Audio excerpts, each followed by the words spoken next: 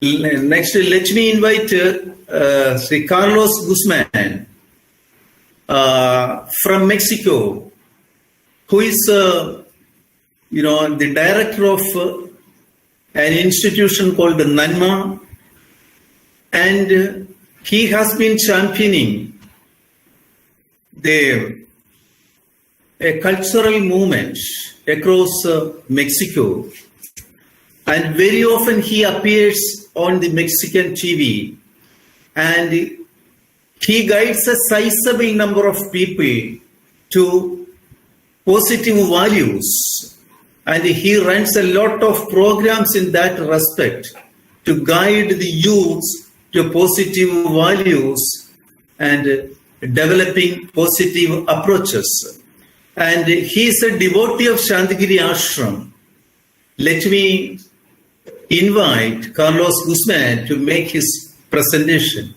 Carlos Guzman, please. Okay.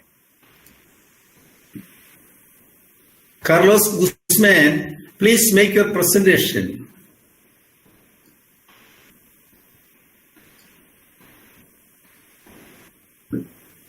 Is there any obstruction? No. Oh, okay, please. Okay. Okay, we can hear you. We can hear you. Okay, good. Wonderful, wonderful. Sadhguru Sharanam. My dear brothers and sisters, hope you are all in good health and also united with your families in these difficult times. For me, it is an honor and a privilege to have the opportunity to explain this topic. These practical advices I am going to talk about are based on emotional intelligence, positive psychology, science of happiness, and neuroscience. One of my fundamental objectives in this webinar is to make you understand the functioning of our being at a physical, mental, emotional, and spiritual levels at critical moments, in order to be able to coherently face any difficult situation and be able to live a life of much, much better quality. If we want to have a good physical health, it is necessary to have a holistic health. That is to say, health in our physical, mental, and emotional bodies. We can clearly observe that the instructions we have been given by health and government authorities are focused basically on the care of our physical body. But what about our mental and emotional bodies? Aren't they also very important? In addition to the physical body, we have a mental and an emotional body. These three bodies are holistically linked, and the state of health of one can affect the other two, both positively and negatively. If one is unbalanced or weak, it can weaken the condition of the other two. I would like to clarify that the current pandemic is part of a very strong purification process for all of us. But remember, God is always just and perfect in his actions. So we will always receive what we deserve according to the divine law. Obviously, there's a cause in what we are living now, and we are actually reaping the consequences. The pandemic itself represents a great opportunity for us to evolve. There's a reason for everything that happens in this universe, but we must realize that we are indeed responsible for everything that happens to us. We must have the firm resolution that there is perfection behind our destinies. Everything obeys a divine cause, and it is always for our own good. On certain occasions, it is not God who is behind a certain situation, but the consequences that we have derived from our actions are the product of our unconsciousness. For example, a friend buys a very fast motorcycle and he decides to take a trip to a nearby city. The problem is that he drives recklessly at high speed, colliding with a truck, suffering a serious accident and being paralyzed. Obviously, this was a product of his recklessness, and God has nothing to do with this. Benefits from our tests.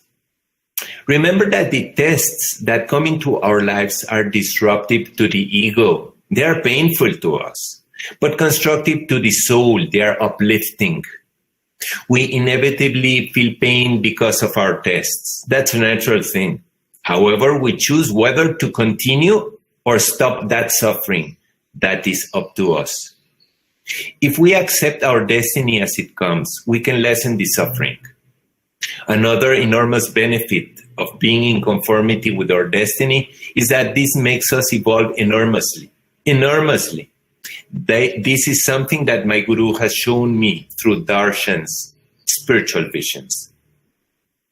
Accepting God is accepting creation itself.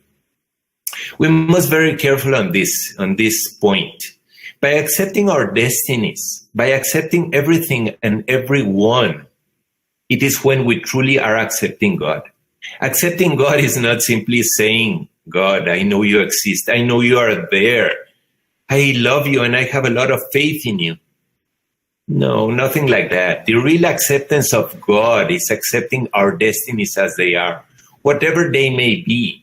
And when we accept everything and everyone as they are, then we can evolve spiritually at a very, very high pace. Love, humility, and respect can multiply the positive results in soul's evolution. Now I would like to cite 3 Guru Vanis from our Guru, Navayoti Shri Karunagara Guru. To attain perfection in knowledge, combined effort is needed. Viewpoint based on caste, creed, and nation will not do. A concerted effort in which all ideologies meet in friendliness is essential. Our Guru always used to talk to us about togetherness, about love, which lead us to multiplying the positive results on what we do and attain a higher spiritual evolution in a much more dynamic way. Each one of us is the holder of a karma, action of leadership that is responsible for a household. This karma is led to fullness when man and woman complement each other. Here, Guru is trying to make us understand benefits derived from a karma get multiplied when love, understanding, and togetherness are present. This is the next Guru Vani. We would get whatever is deserved only out of karma, actions performed with love, humility, and respect. Devoid of love, bereft of guidance, whatever is vainly boasted of us would be accomplished, would go in vain. Nothing would come out of that. This means that the benefits get multiplied when we perform karma with others based on love, humility, and respect. But devoid of these qualities, spiritual evolution cannot be optimized. Remember, love, humility, and respect are essential in performing karma to get a connection with God. And when you get a connection with God, evolution takes place, obviously. You cannot change your future, but you can change your habits, and your habits will change your future. Abdul Kalam, former president of India. We are creatures of habit. Studies by neurobiologists, cognitive psychologists, and others indicate that from 40 to 95% of human behavior, how we think, what we say, and what we do is a result of a habit. That means that 40 to 95% of our decisions are habitual. We are running like robots. Then try to build new and nourishing habits in yourself, such as positive thinking, gratitude, empathy. And be very careful to run on automatic pilot. Be more mindful of what you do. We must mentally convince ourselves that the process we're living is going to take a long time. We must face it as if we were running a long race, a very long race, a marathon, with patience, discipline, positivity, and determination. Try to avoid boredom. because idleness is the mother of all vices. Try to keep yourself busy. We must constantly look for activities to carry out. I would like to give you some tips on generating balance and harmony in yourself. I am going to tell you how to generate good neurochemicals such as dopamine for generating well-being and peace, endorphins for happiness, serotonin for empowerment and self-esteem, and also oxytocin for love and empathy. These neurochemicals help us generate good health in the physical, mental, and emotional bodies. How we can generate those wonderful neurochemicals? I will tell you how. A good massage makes you feel relaxed.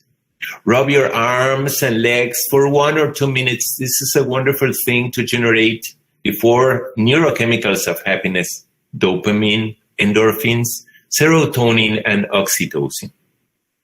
Try to include physical exercise in your daily routine.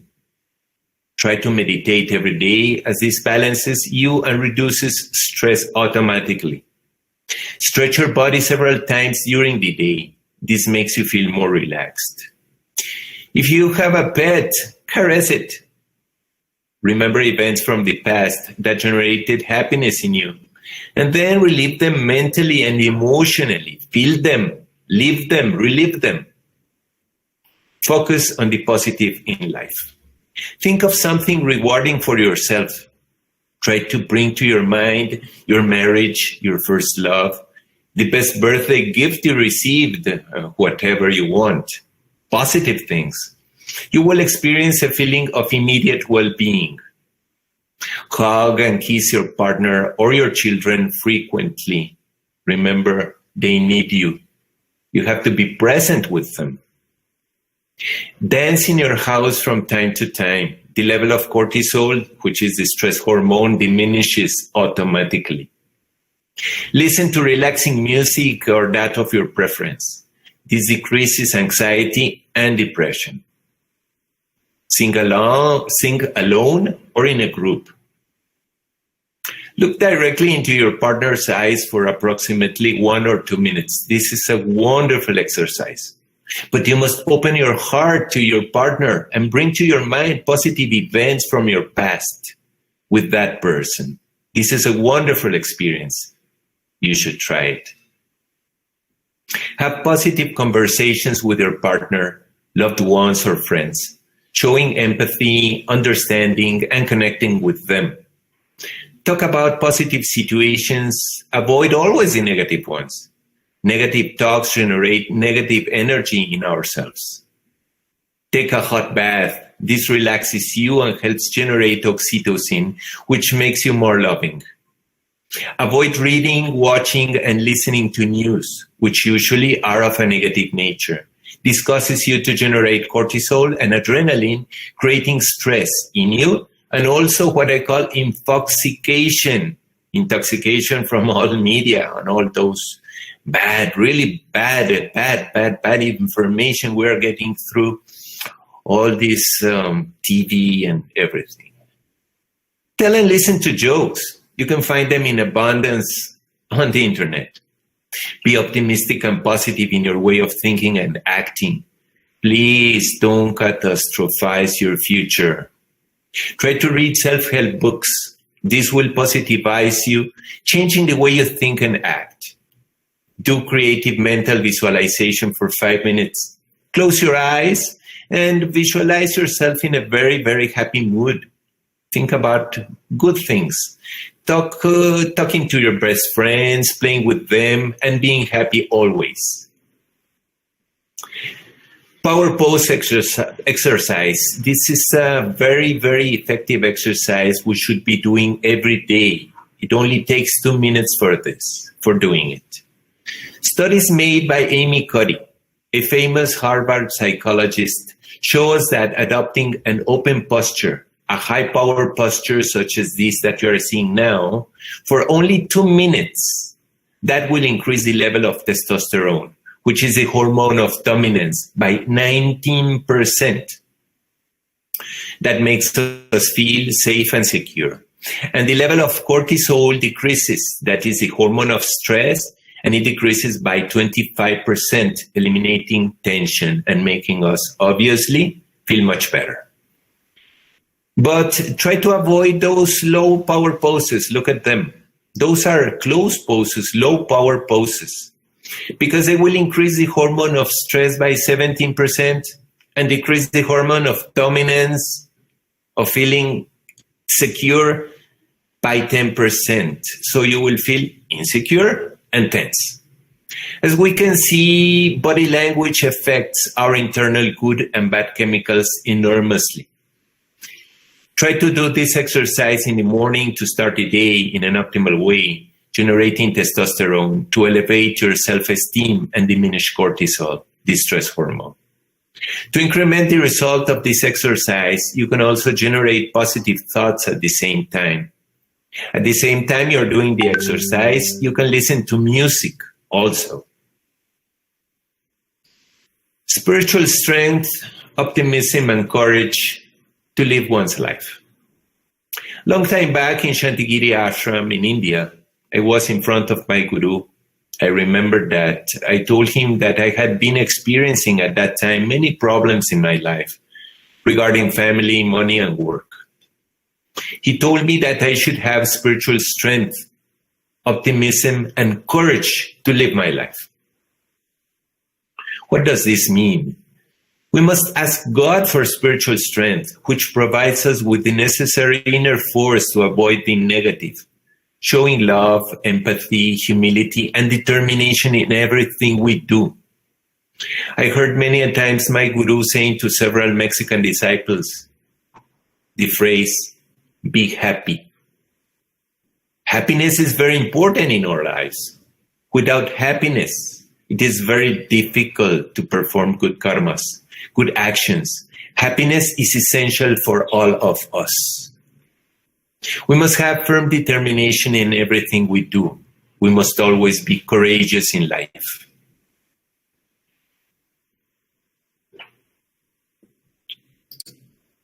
If you want to achieve something in life, make perseverance your loyal companion, optimism your fuel, faith in God your strength, experience your teacher, and courage in acting an infallible weapon to overcome anything that can obstruct your way to the end. Remember that you are the main writer, producer, director, and actor of the script of your life. It all depends upon you, only upon you. God bless you, my dear brothers and sisters. Thank you so much for listening to me. Sadhguru Ishvara. So thank you, Carlos Guzman. So I find that taking cue from his guru, Navajyoti Sri Karunagara Guru, the founder guru of Shantigiri Ashram. So he has developed a life vision and practices, and which he widely disseminates in Mexico. And the story, how he came to India and how he came across Navajyoti Sri Karunagara Guru is enchanting. From his early years onwards, he had a vision. And getting words from vision, he started his journey to India. And he went to several places searching this particular place. Ultimately, in vision itself, he got the words to go this direction, and ultimately he came to the abode of Guru, and that is how he was made a disciple of Navajyoti Sri Karunagara Guru. And I hope participants will ask him questions. And one Swamiji, this Atmananda Swamiji has sent a message. Thank you, great seer, for your excellent transmission. I could feel every word you are speaking is a flow of manifestation of your true spiritual life. Blessings and lovings regards. So, thank you, Carlos Guzman.